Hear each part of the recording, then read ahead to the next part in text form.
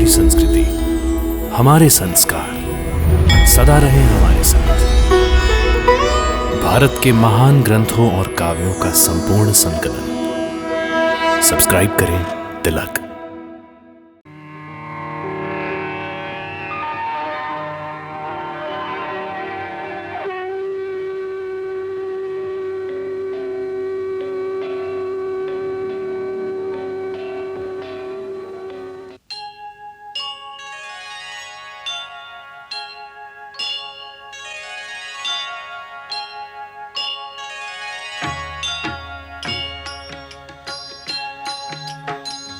सीताराम चरित अति पावन, मधुर सरस अरु अति मन भावन।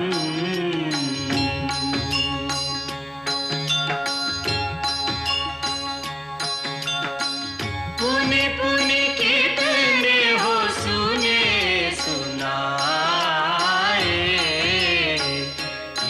की प्यास बुझत न बुझाए।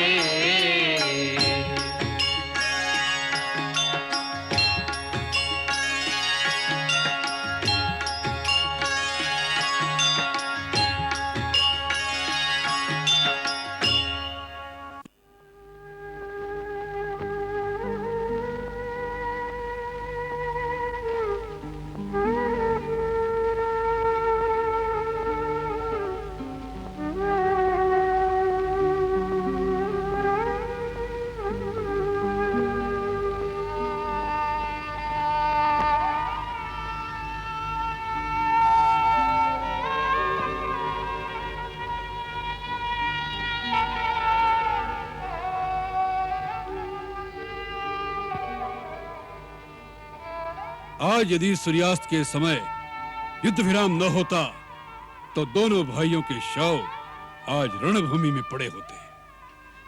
सारथी से पता चला कि आज युद्ध में एक समय आप मूर्छित हो गए थे। देखो महारानी मंदोदरी, दो प्रतिद्वंदियों के बीच जब युद्ध होता है तब विजय एक की ही होती है।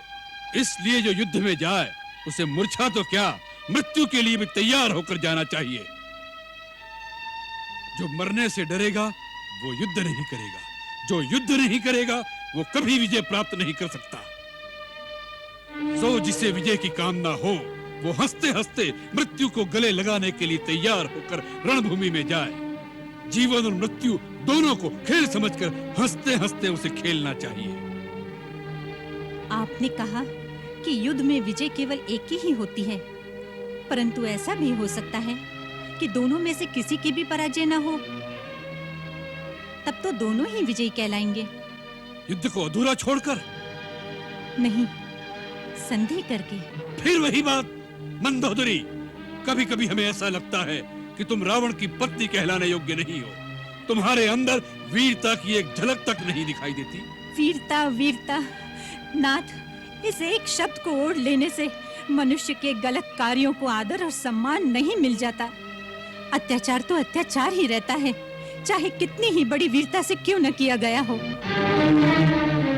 यदि प्राणी धर्म के लिए लड़े तो वो दोनों अवस्थाओं में वीर कहलाता है, चाहे वो जीते या मर जाए।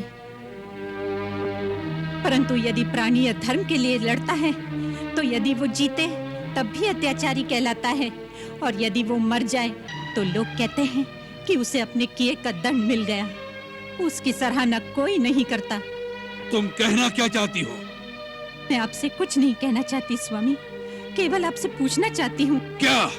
कि आप ये युद्ध किसके लिए कर रहे हैं? विजय के लिए। विजय के लिए?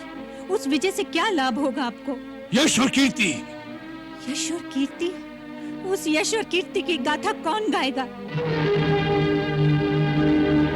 हाँ, मैं आपसे पूछती हूँ कि राक्षस जाति का विध्वंस हो जाने पर आपकी विजय पताका उठाकर आपके पीछे पीछे कौन चलेगा? आपकी विजय का उत्सव मनाने वाला बचा है कोई? आपके पुत्र, आपके भाई, आपके नाती, आपके मित्र, कहाँ गए वो सब लोग जिनके लिए मनुष्य बड़े से बड़े पराक्रम करता है? आपकी विजय का उत्सव मनाने के लिए केवल एक आप और एक मैं, दो भूतों की तरह विधवाओं से भरी सुनसान लंका में नाचते फिरेंगे। क्या इसी विजय के लिए अपनी जान की बाजी लगा लेने वाले हैं आप? ये बुद्धिमानी नहीं है स्वामी। मंदोदरी! हाँ नाथ, इसीलिए मैं कह रही हूँ कि अब भी समय है।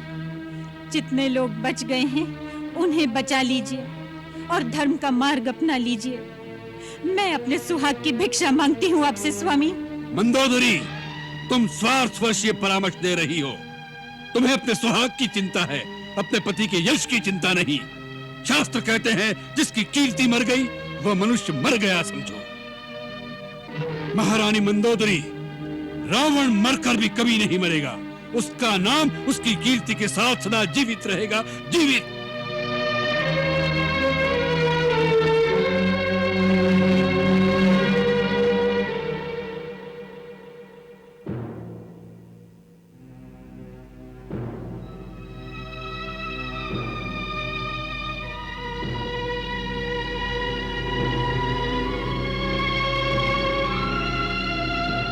रावण ने आज हमारी सेना को बहुत क्षति पहुंचाई है।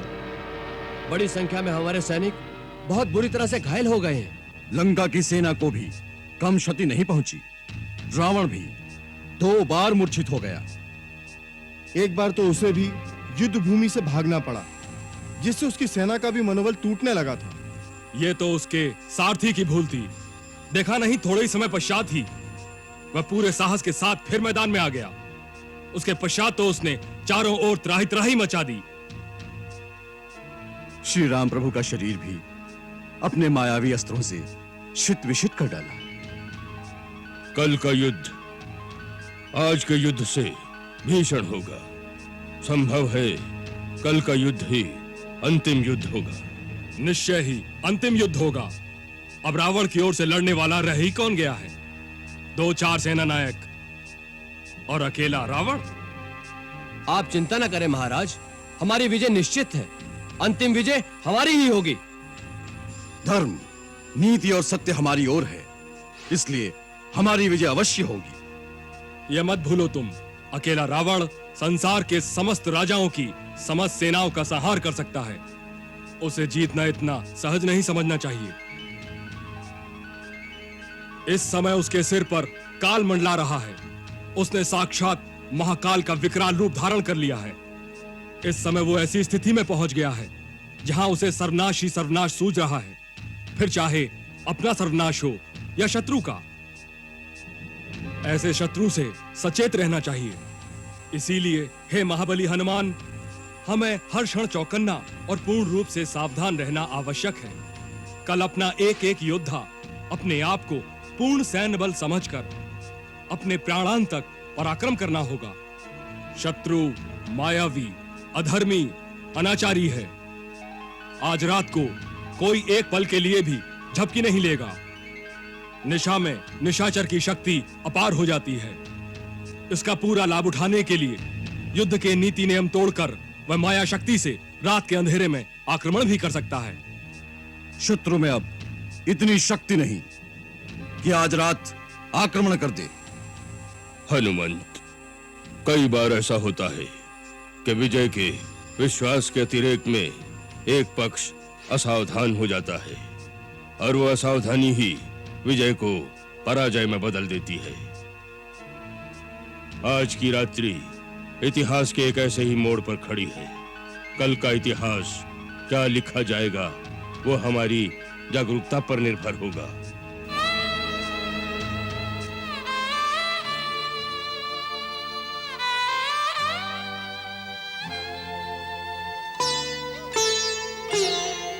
यही रात अंतिम, यही रात भारी, बस एक रात की अब कहानी है सारी। यही रात अंतिम, यही रात भारी।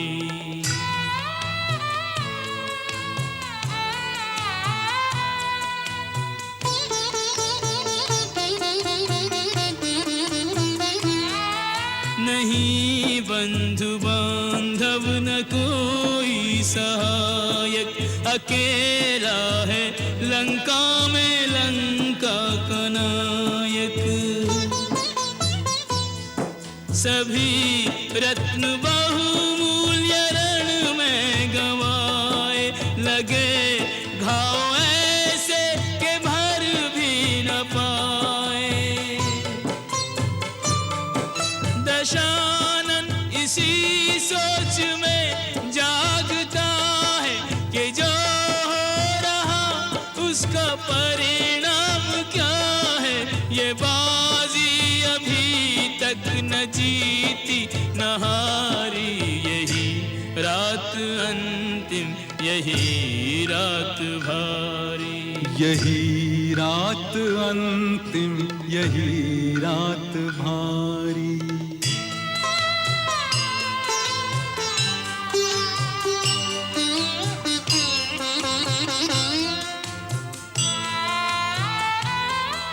हो भगवान मानव तो समझेगा इतना कि मानव के जीवन में संघर्ष कितना।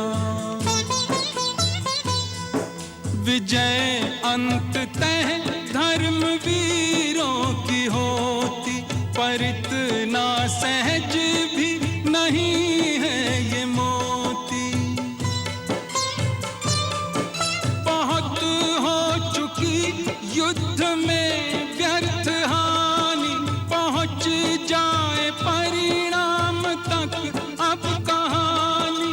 वचन पूर्ण हो देवता सुखारी, यही रात अंतिम, यही रात भारी। यही रात अंतिम, यही रात भारी।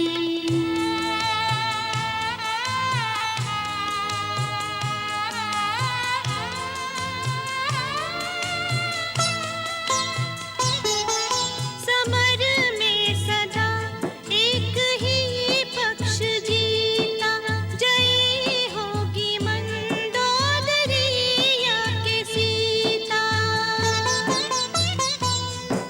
किसी मांग से उसकी लाली मिटेगी, कोई एक ही कर सुहागन रहेगी। भला धर्म से पाप कब तक लड़ेगा, या झुकना पड़ेगा या मिटना पड़ेगा। विचारों में मंदोदरी है बेचारी, यही रात अंतिम, यही रात भारी। यही रात अंतिम, यही रात भारी।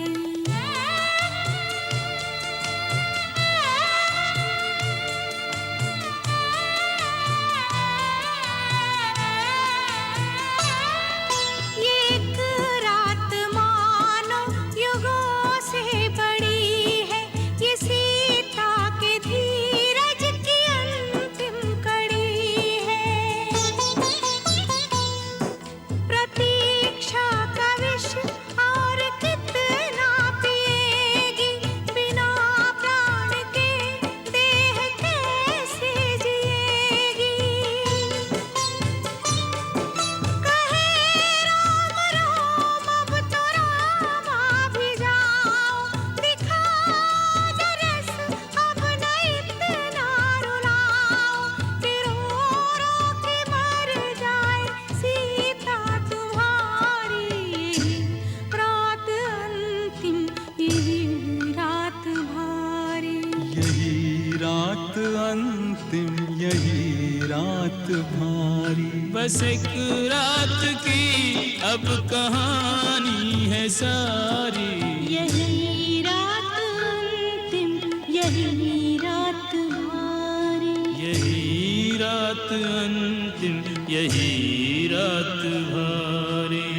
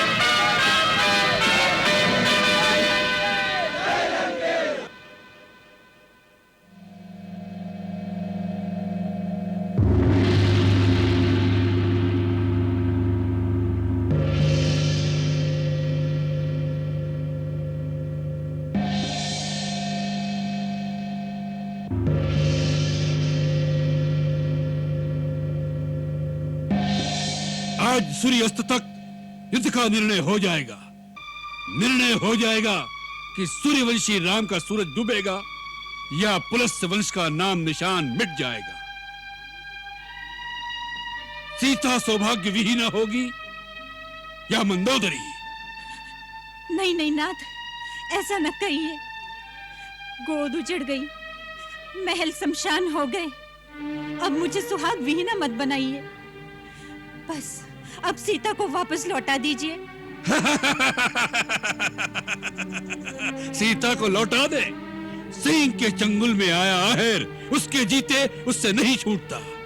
इतिहास में यह अमिट लेख रहेगा कि रावण के जीते जी त्रिलोक की समस्त देवी शक्तियां मिलकर भी सीता को लंकेश से मुक्त नहीं करा सकी। नाथ, मेरे जीवन आधार, अब इस वैर का अंत कर दीजिए।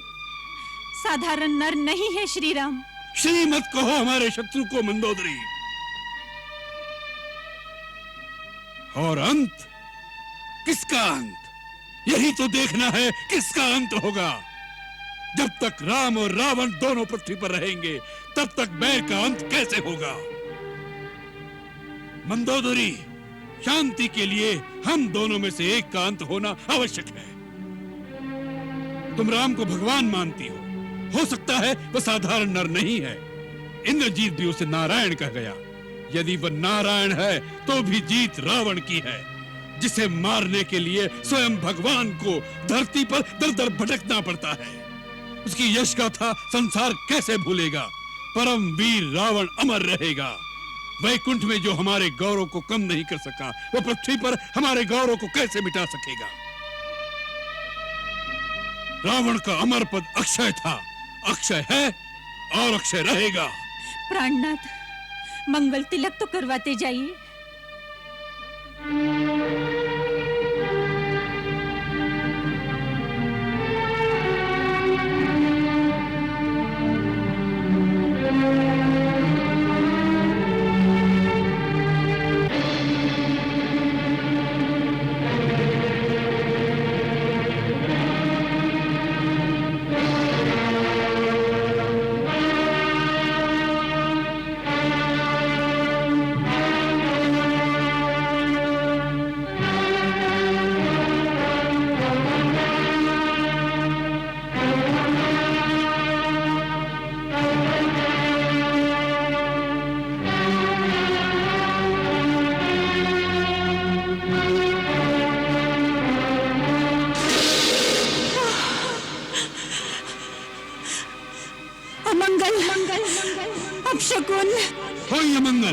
कोई अपशकुन रावण के पद की बाधा नहीं बन सकता। नहीं बन सकता मंदोदरी, नहीं बन सकता।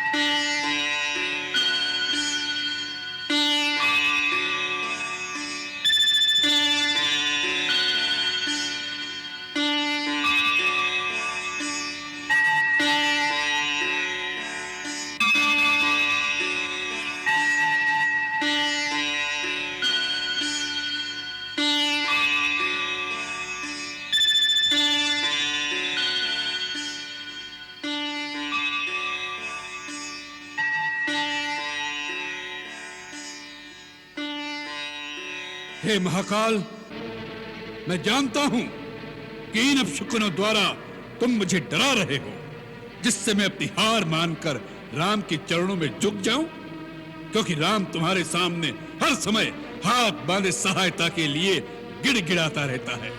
इसलिए तुम मेरी उपेक्षा करके राम का साथ देना चाहते हो। मैं ये भी जानता हूं कि तुम मुझे मेरे अहंकार का दंड देना चाहते हो, परंतु मैं अपने अहंकार को नहीं छोड़ सकता। मुझे अपनी शक्तियों पर अहंकार करने का पूर्ण अधिकार है। यह शक्तियां मुझे कोई दान में प्रदान नहीं हुई। मेरी कठोर तपस्या के उपलक्ष्य में कर्म के विधान के अनुसार तुम मुझे वह शक्तियां प्रदान करने के लिए विवश थे। मैंने अपने बाहुबल से वह शक्तियां प्राप्त की हैं, इसलिए मैंने उन पर अहंकार किया है। जब भी कोई अपूर्व शक्ति प्राप्त कर लेता है तो तुम्हारी माया ही उसे शक्ति के मद में पागल बना देती है। शक्ति का मद तो तुम्हारे देवता भी सहन नहीं कर सकते, उन्हें भी अहंकार आ जाता है। यही अवस्था मेरी है। शक्तियां पाई, उनसे अहंकार हुआ और उस अहंकार और शक्ति का मद सहन नहीं कर सका। उन शक्तियों के मद में दूसरों पर अत्याचार भी किए। धर्म को छोड़कर अधर्म के मार्ग पर चला हूं तो उसका दंड भी भोगना पड़ेगा, परंतु रावण दंड भी उसी गर्व के साथ भोगेगा जिस दर्प से उसने उस शक्तियों का भोग किया है। रावण मिट जाएगा परंतु झुकेगा नहीं। त्रिलोकेश्वर, जिस राम का तुम साथ दे रहे हो वह राम भी देख लेगा कि रावण के साथ युद्ध करना कितना दुष्कर कार्य है। यदि जीवित रहा तो आज आकर फिर तुम्हारे दर्शन करूंगा।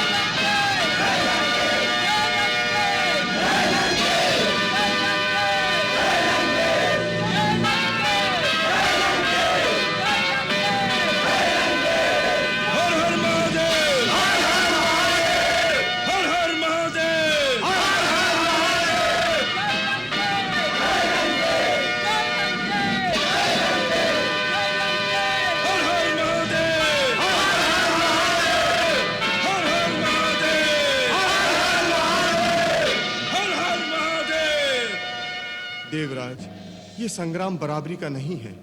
श्री रघुनाथ नंगे पांव भूमि पर चल रहे हैं, जबकि रावण अपने दिग्विजयी अक्षय रथ पर सवार होकर युद्ध कर रहा है। ब्रह्मा और महादेव से प्राप्त शक्तियों के बल पर वो चारों ओर त्राही त्राही मचा रहा है। देवो, इसका कोई उपाय नहीं है? उपाय है। कल्याणवस्तु।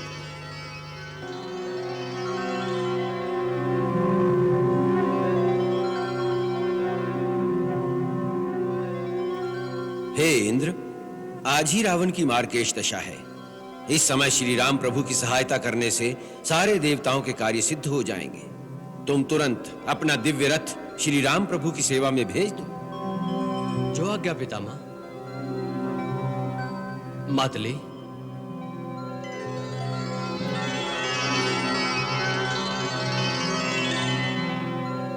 आज्ञा देवराज। मातली, तुम इसी समय हमारे इस दिव्य स्वर्णिम रथ को लेकर सम्रांगण में श्री राम की सेवा में पहुंचो। उनसे कहना कि पितामह श्री ब्रह्मा के आदेश से इंद्र ने अपना रथ आपकी सेवा में भेजा है, जो रावण के साथ मायावी युद्ध के समय आपके लिए सहायक और उपयोगी होगा। जो आज्ञा। परम मनोहर दिव्य रथ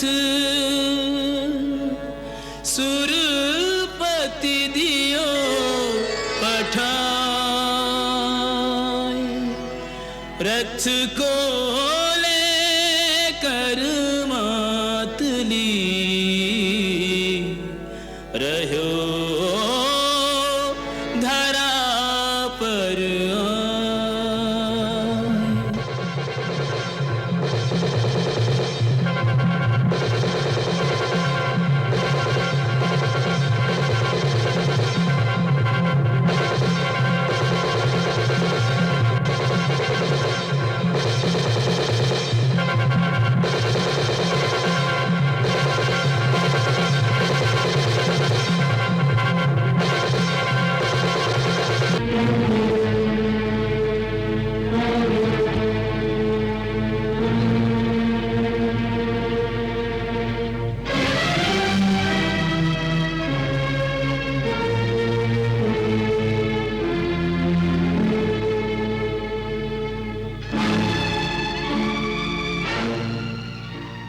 हे रघुकुल तिलक, श्री रघुनाथ, श्री लक्ष्मण कुमार, आपके श्री चरणों में सारथी सेवाधारी मातली का प्रणाम।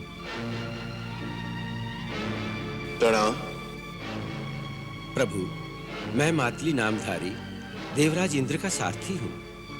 सुरेंद्र ने आपकी विजय की कामना से अपना दिव्य रथ आपकी सेवा में भेजा है, इसे स्वीकार करें प्रभु।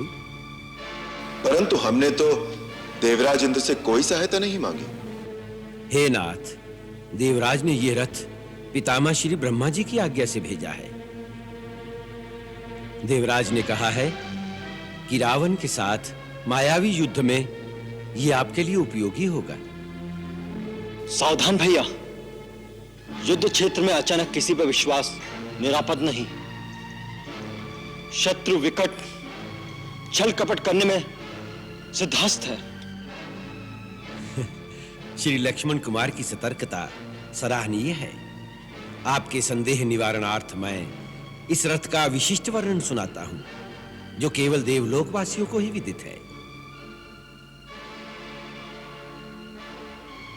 हे रघुवंशमणि, त्रिपुरारी श्री ब्रह्मा जी द्वारा निर्मित यह दिव्य रथ है।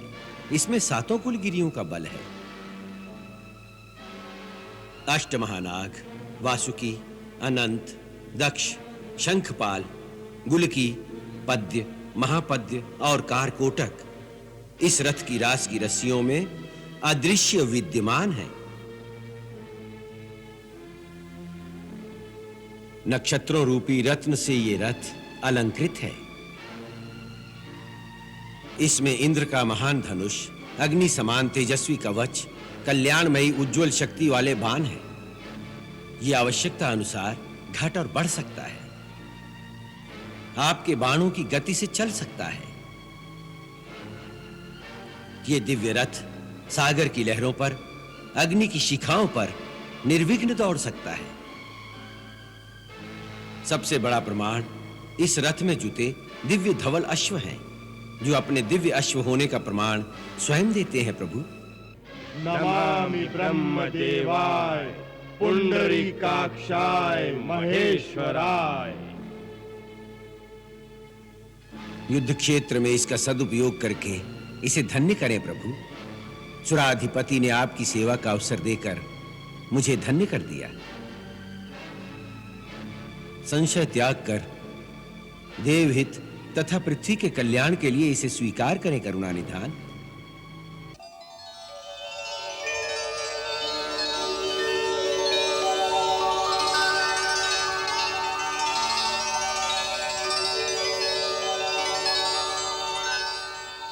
प्रभु, संकोच त्याग कर इसका सदुपयोग करें। इसी में सबका हित है, सबका कल्याण है। पितामह ब्रह्मा जी, देवराज सुरेंद्र एवं समस्त देवताओं को हमारा शत शत प्रणाम और सादर धन्यवाद। देव मनोरथ सफल हूँ, मन ले यही विचार, कर प्रदक्षिणा राम ने रथ कीन्हा स्वीकार।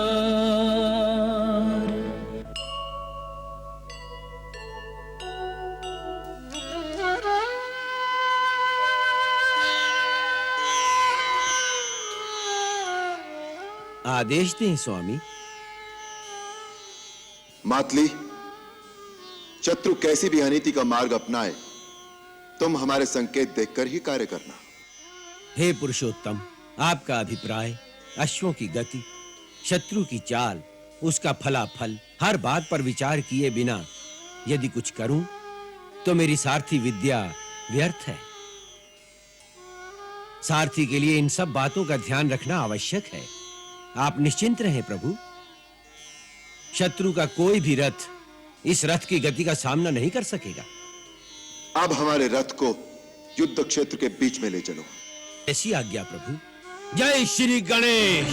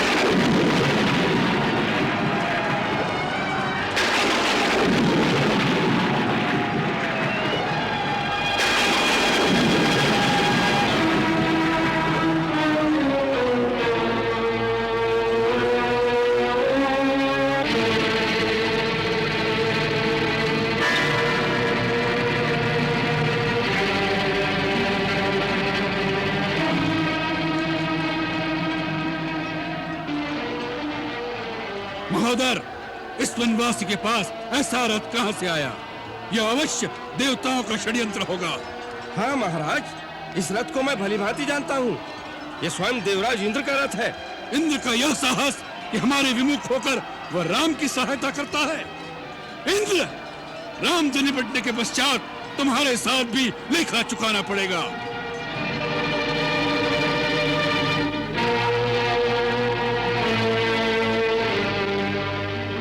मंगल भवन अमंगल हारी, प्रभु सुदशरथ अजिर बिहारी।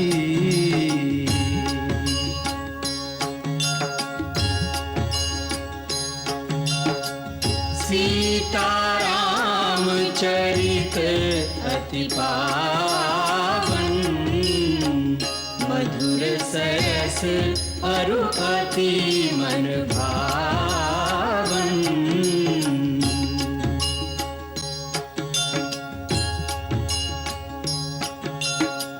पुनि पुनि कितने हो सुने सुनाए, की प्यास बुझत न बुझाए।